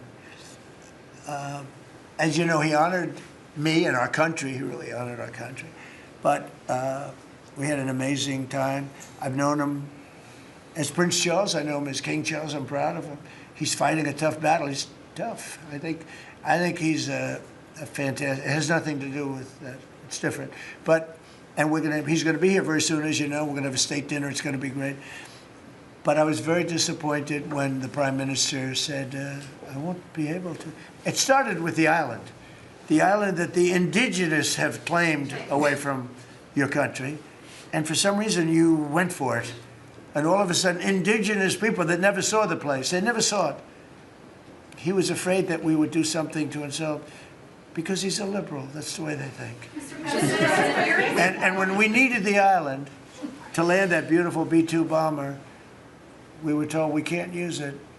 We'd have to fly back to Missouri, which is a 17-hour flight, as opposed to a couple of hours. And I said, you gotta be kidding. Not good. They made a big mistake. Mr. President, is the Friday deadline for Iran, is that pushed back now, and if not? I don't know yet. I don't know. Mr. Witkoff and JD and Jared will tell me whether or not they think it's going along. And if it's not going along, maybe not. And we have a lot of time. You know what? It's a day. In Trump time, a day, you know what it is? That's an eternity.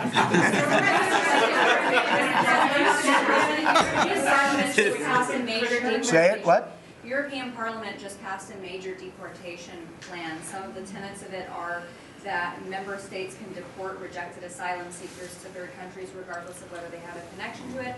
It allows for detention periods of up to 2 years, and also offshore return hubs or detention centers similar to ours. Who did this? Who does? Which country? European Parliament, and the vote was not close. It was 389 in Good. favor to 208 against. I'd vote. So I'd vote with them. Yeah. Europe is where you are now. Do you think that will move the needle with Democrats? I don't care about the Democrats. The Democrats hate our country. The Democrats are in chaos right now, and they have no common sense. You know, they have one quality that's amazing. They stick together. And it's harder because they stick together in a ridiculous policy like men playing in women's sports, open borders for everybody, including murderers and anybody else that want it. We're open to you. Come in, murderers. You know why they do that? They do that for a couple of reasons, but they do it for votes because they think they're going to vote for the Democrats. Even though I did great with the Hispanic vote, tremendous with the Hispanic vote. You know, I turned that whole thing around. The Hispanics like me and I like them.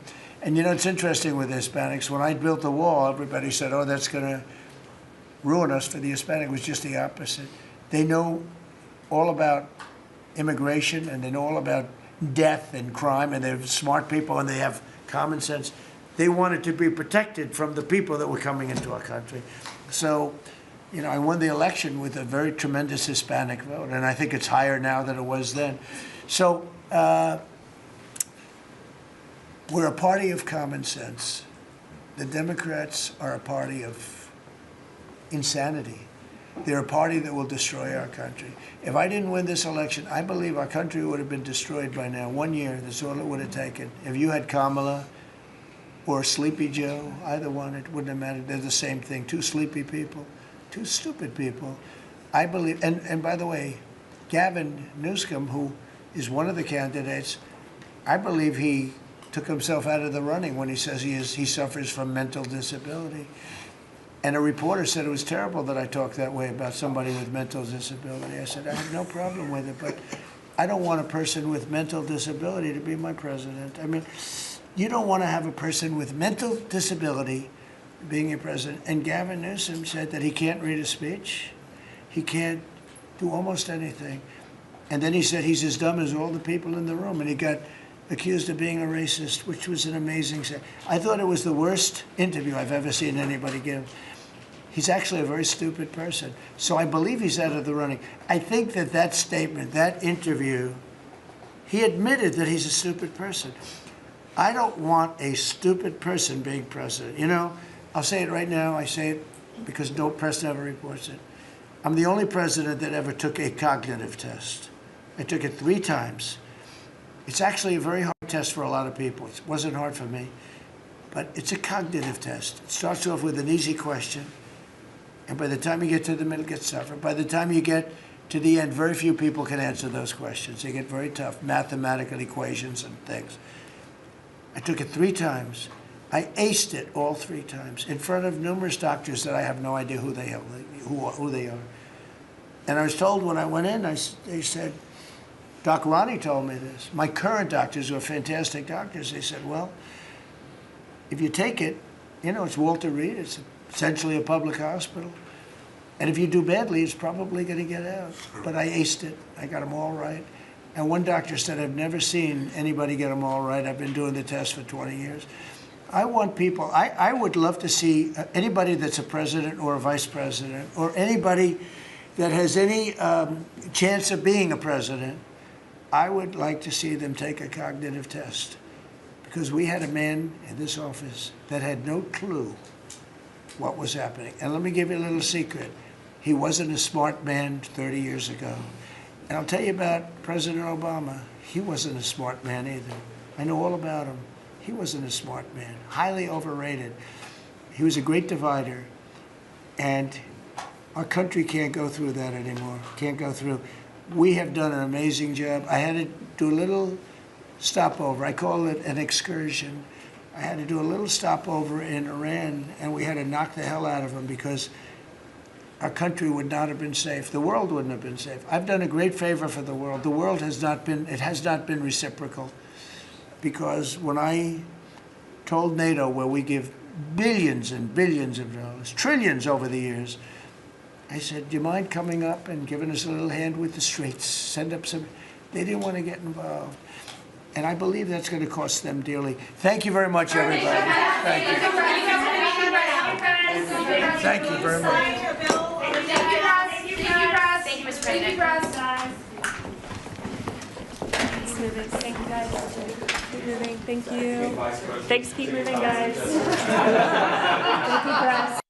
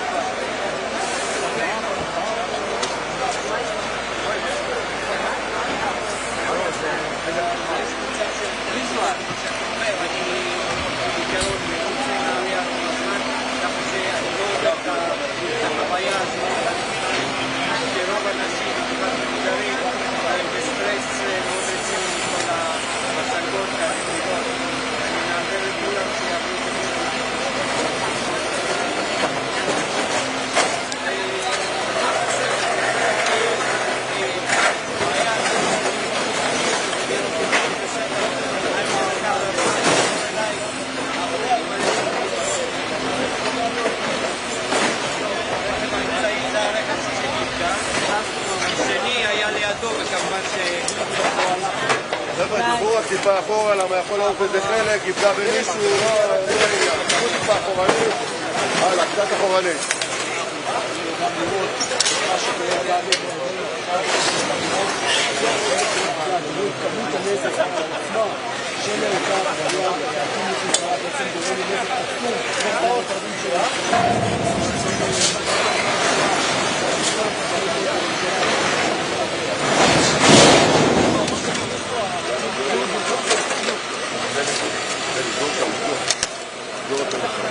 אבל תזיק אותם גם, תזיק אותם. הם גוררים אותם. חבר'ה, לכו אחורה טיפה. אחורה, אחורה. אוקיי.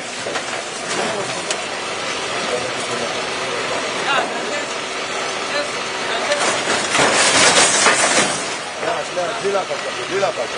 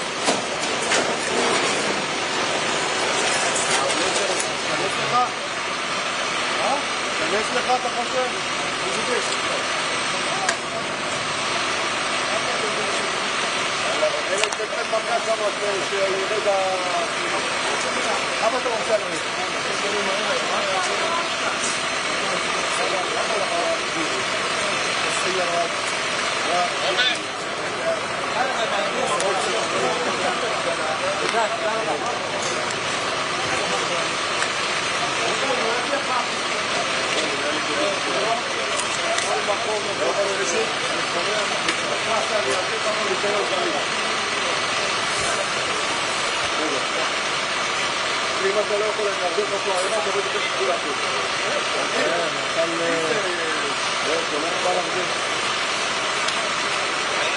הנה, אבירם פה. איפה אבירם? אבירם.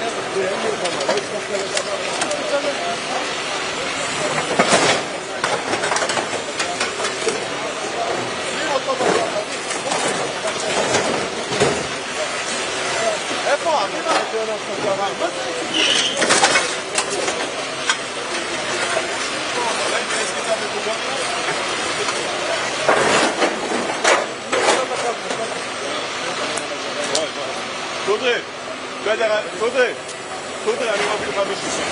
תביא לי, יש לי אנשים. יאללה, תקצר, גם רכב סיוט תכין פה. רכב סיוט תכין. מה? אני מדבר עכשיו שבי רכב סיוט, אני אשאר על כמעט. דרך, משהו דחוף. דחוף.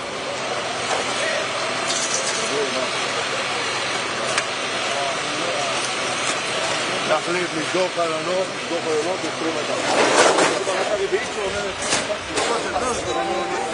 מיכה? זה לחכים לזה. בטח שיש שם, חדש, ממ"ם, שמנו שם. יש שם ממ"ם, תכף יפתחו לך אותו.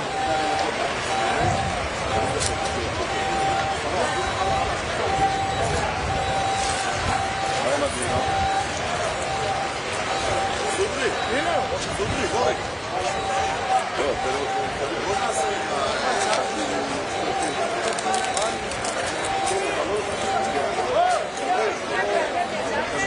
בובי! בובי!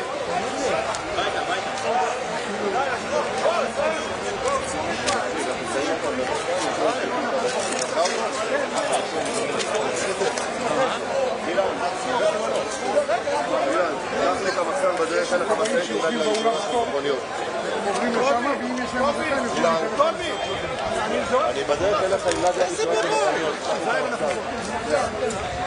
אני לא ממליץ לזרוק. קל, קל.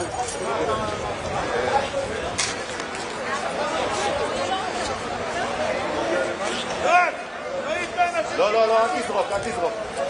תזרוק, לא לשם. אל תזרוק.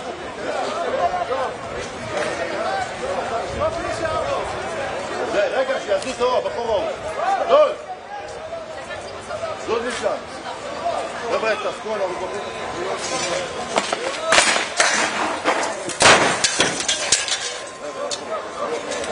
רוח אורלי, רוח אורלי. רוח אורלי. תזרוק לצד לפני. גל, לוקח עוד אותו? של מי המצלמות פה? חבר'ה, תזיז פה המצלמות, בבקשה, עד לשם. של מי המצלמה פה, בבקשה? תזיז למדרכה. חבר'ה, של מי זה פה? תזיז למדרכה, בבקשה. כן, עד למדרכה.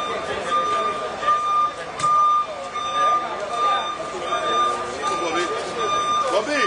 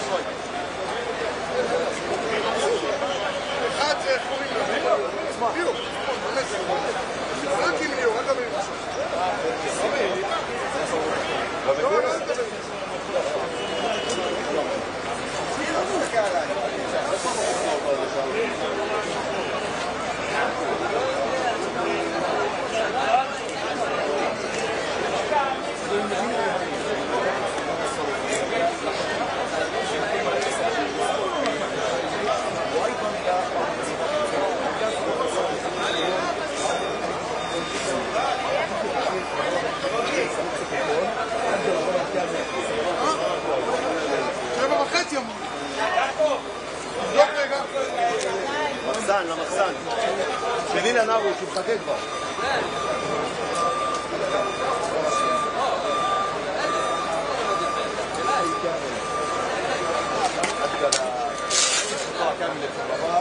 بذكر انه سقط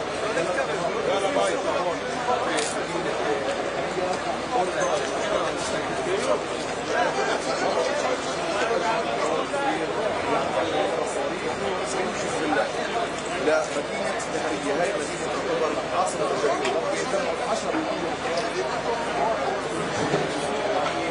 هي واقعة حزب الله بلاد وليس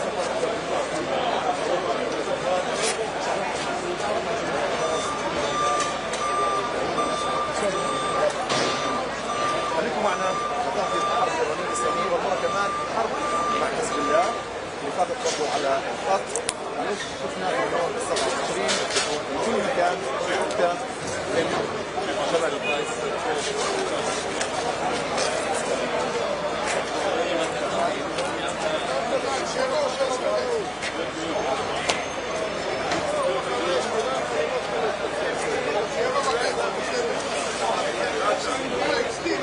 زياد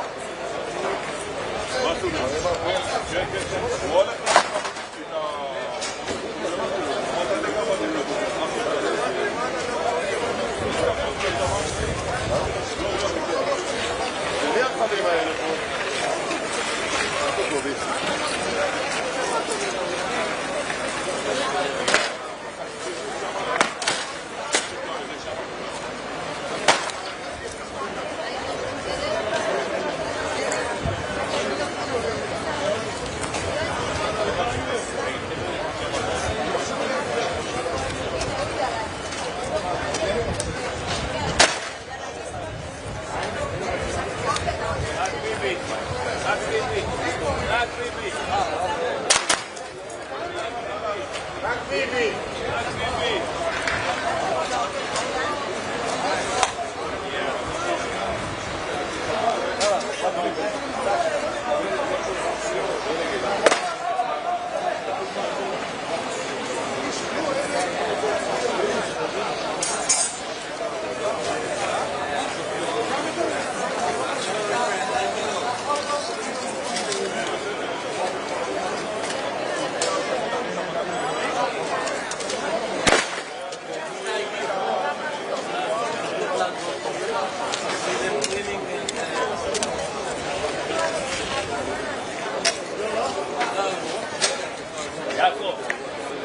יעקב.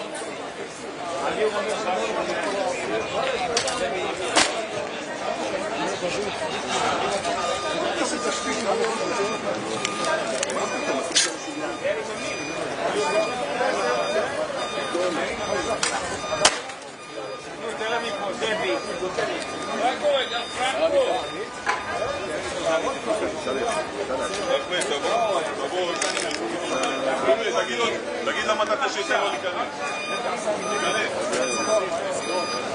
הנה המטאטה מגיע.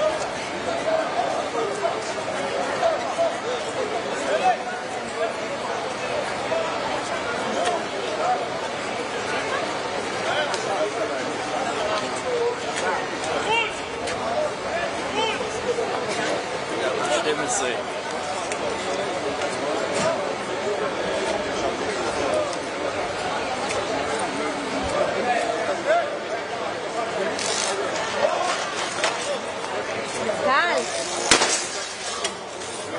זה גם מהבית שלה? טל, זה מאותו מקום של מקודם?